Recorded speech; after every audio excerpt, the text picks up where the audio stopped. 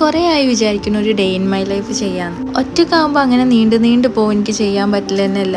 ഇപ്പം നാട്ടിലായതിനെ കൊണ്ട് അങ്ങനത്തെ ഒരു പ്രശ്നമല്ല. ഇപ്പം രാവിലെ തന്നെ സീക്കുട്ടിൻ്റെ കുളിയൊക്കെ കഴിഞ്ഞിട്ടുണ്ടായിരുന്നു. ഇമ്മ അപ്പോഴേക്കും ഇഡ്ഡലി ഉണ്ടാക്കുന്നുണ്ട്. സത്യം പറഞ്ഞാൽ ഞങ്ങൾ ഈ ഇഡ്ഡലി ഉണ്ടാക്കുന്ന ഇടയിൽ കൂടെയാണ് ഈ സീക്കുട്ടി നീറ്റിയ സ്ഥിതിക്ക് എനിക്കൊരു പണിയും തന്നു. അപ്പോൾ പിന്നെ കുളിപ്പിക്കാമെന്ന് കരുതി. ഇന്ന് രണ്ടാളും നേരത്തെ നീച്ചിട്ടുണ്ടായിരുന്നു. ഇവർ രണ്ടാളും നേരത്തെ നീക്കുന്ന ദിവസം ഭയങ്കര കൺജസ്റ്റഡ് ആയി. ഹൈദരാബാദുള്ള പോലെയല്ല, അവിടെ ആകുമ്പോൾ കുറച്ച് ചിട്ടകളും കാര്യങ്ങളൊക്കെ നമ്മൾ ചെയ്യല്ലോ. അവിടെ ആണെങ്കിൽ അങ്ങനെ ഗസ്റ്റും കാര്യങ്ങളും വരാനൊന്നും ഇല്ലാത്തതുകൊണ്ട് തന്നെ ക്ലീനിങ് ആണെങ്കിലും കുക്കിംഗ് ആണെങ്കിലും എൻ്റെ ഒഴിവ് പോലെ മാത്രമേ ഉള്ളൂ ഞാൻ അവിടെ ചെയ്യുക. കല്യാണം കഴിഞ്ഞ് ഇവിടെ വന്ന സമയത്തൊക്കെ രാവിലെ ഒരു 10 മണിയാകുമ്പോഴത്തേക്ക് നമ്മളെല്ലാ പണിയും കുളിയൊക്കെ കഴിഞ്ഞ് ഫ്രീ ആയിട്ടിരിക്കും. പക്ഷേ ഇപ്പോൾ ഫുള്ള് ലേറ്റാണ് കേട്ടോ. അപ്പോൾ ഇന്ന് നമ്മുടെ ഹവ്വക്കുട്ടിയുണ്ട് ഇവിടെ. ഹവ്വ ഇക്കുൻ്റെ ബ്രദറിൻ്റെ കുട്ടിയാണ് കേട്ടോ. അസു ഹവ്വയും തമ്മിൽ ഏകദേശം ഒരു വയസ്സിൻ്റെ അടുത്തൊക്കെ ഡിഫറൻസ് ഉള്ളൂ. അതുകൊണ്ട് തന്നെ രണ്ടാളും ഭയങ്കര ഫ്രണ്ട്സാണ്.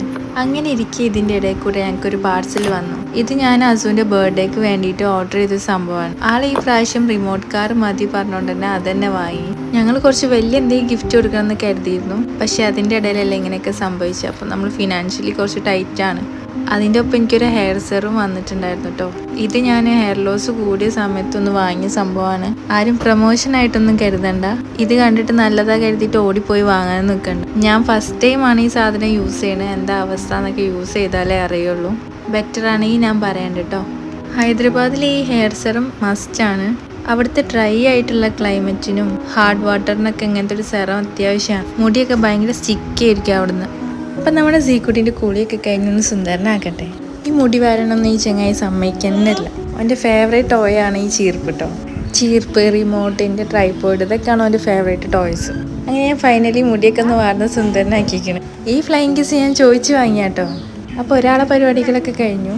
രാവിലെ ഇപ്പാൻ്റെ ചായയുടെയൊക്കെ കഴിഞ്ഞപ്പം ഇപ്പോൾ പുറത്തേക്ക് ഇറങ്ങിയിട്ടുണ്ടായിരുന്നു. തിരിച്ചു വരുന്ന വഴിക്ക് ഇവിടുന്ന് പഞ്ചായത്തിൽ നിന്ന് കോഴിക്കളെ കൊടുക്കുന്നുണ്ട്. അപ്പോൾ അതും വാങ്ങിയിട്ടാണ് വന്നത്. അങ്ങനെ കോഴിക്കളൊക്കെ ഒന്ന് സെറ്റാക്കാൻ വേണ്ടിയിട്ട് ഇവിടെ സൈഡിൽ ഫുഡൊക്കെ ഇട്ട് കൊടുത്തിട്ടുണ്ട്. നല്ല ആളടുത്തേക്കാണ് ഈ കോഴിക്കളെ കൊടുന്നത്. അതിനെ കൊടുന്നത് മുതൽക്ക് അത് ഒരു തൊഴിൽ അതിന് കൊടുത്തിട്ടില്ല കേട്ടോ. ഇതിലും ബെറ്റർ ആ കോഴി വളർന്ന സ്ഥലം തന്നെയായിരുന്നു. ഈ കൈ വെച്ചിട്ട് ഈ കുട്ടി കളിക്കാത്ത ഒരു കളിയില്ല. കോഴിനെ ആദ്യമായിട്ട് കണ്ട എക്സൈറ്റ്മെൻറ്റിലാണ് നമ്മളെ സീക്കുട്ടിയും. ആളും ഒട്ടും കുറവൊന്നുമില്ല കേട്ടോ. അതിൻ്റെ പിന്നാലെ നടന്ന് നോക്കുന്നുണ്ട് എന്താ സംഭവം. അങ്ങനെ അസു അവയും കൂടി ആയിട്ടുള്ള പണി കഴിക്കുന്ന എനിക്ക് തോന്നുന്നത്. ഈ ഒരു കളീൻ്റെ ഇടയിൽ അസുവിൻ്റെ കാലം എവിടെ ഒന്ന് കുത്തിയിട്ട് ചെറിയ ചോരയൊക്കെ വന്നിട്ടുണ്ടായിരുന്നു. അതിനും അപ്പുറത്ത് പോയിട്ട് മുറിയൂട്ടിയെല്ലാം പറിച്ചു കൊടുങ്ങാണ്ട് കാൽമല ഇട്ടിച്ചു കൊടുക്കാൻ കേട്ടോ. ഒരാവശ്യമില്ല, രാവിലെ തൊട്ട് വൈകുന്നേരം വരെ ഇതൊക്കെ തന്നെയാണ് നാളെ പരിപാടി. ഇപ്പം നമ്മൾ ഉച്ചയ്ക്കുള്ള ഫുഡിൻ്റെ പ്രിപ്പറേഷനിലാണ്.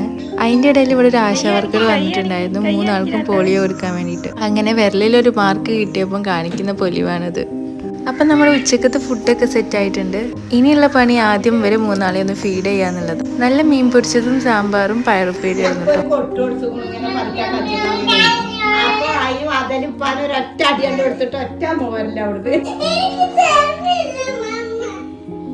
അതിൻ്റെ ഇടയിൽ ഉമ്മാക്ക് ഇവിടുത്തെ വലിയ കാക്ക് വീഡിയോ കോൾ ഉണ്ടായിരുന്നു. അങ്ങനെ അവർക്ക് ഫുഡ് കൊടുത്തതിന് ശേഷം നമ്മളും ഫുഡ് കഴിച്ചു കേട്ടോ. ഇനിയുള്ള പരിപാടി രണ്ടാളെ ഓർക്കാന്നുള്ളതാണ്.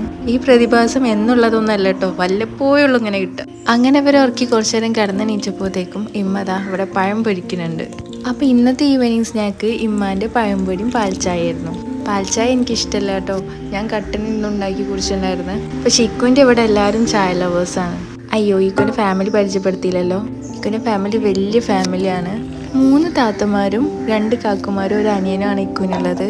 അങ്ങനെ 7 കുട്ടികളാണ് ഉമ്മാക്കുള്ളത്. എൻ്റെ വീട്ടിൽ ഞാനും എൻ്റെ അമ്മയും അനിയനും അനിയത്തിയും മാത്രമേ ഉള്ളൂ. അങ്ങനെ ഒരു സറൗണ്ടിങ്ങിൽ നിന്ന് ഇങ്ങോട്ട് വന്നപ്പോൾ എനിക്ക് ഭയങ്കര സന്തോഷമായിരുന്നു. നല്ല രസമാട്ടോ. ഇവരെല്ലാവരും കൂടി കഴിഞ്ഞാൽ എൻ്റെ നാത്തുമാരാണെങ്കിലും മൂത്തച്ഛന്മാരാണെങ്കിലും എല്ലാവരും നല്ല വൈബുള്ള ആൾക്കാരാണ്.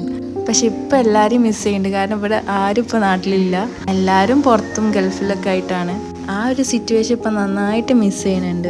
അങ്ങനെ ചായയുടെയൊക്കെ കഴിഞ്ഞൊന്ന് പുറത്തേക്ക് ഇറങ്ങി. അപ്പം അതേ നമ്മുടെ നാരങ്ങ മരത്തുമ്പിൽ കുറേ നാരങ്ങ ഉണ്ടായിട്ടുണ്ട്. പക്ഷേ ഈ അസുവിൻ്റെയും ഹവൻ്റെയും കണ്ണിൽ കണ്ടു കഴിഞ്ഞാൽ അവരിതൊക്കെ പറിച്ചിടും. 4-5 കൊല്ലങ്ങൾക്ക് ശേഷമാണ് ഈ ആൾക്കാരൊക്കെ ഒന്ന് ഉണ്ടായി കാണുന്നത്. 2-3 എണ്ണം പഴുത്തിട്ടുമ്മ പറിച്ചും ചെയ്തിട്ടോ. പിന്നെ അതേ വേറൊരാളും കൂടി ഇവിടെ ഉണ്ടായി കിടക്കുന്നുണ്ട്.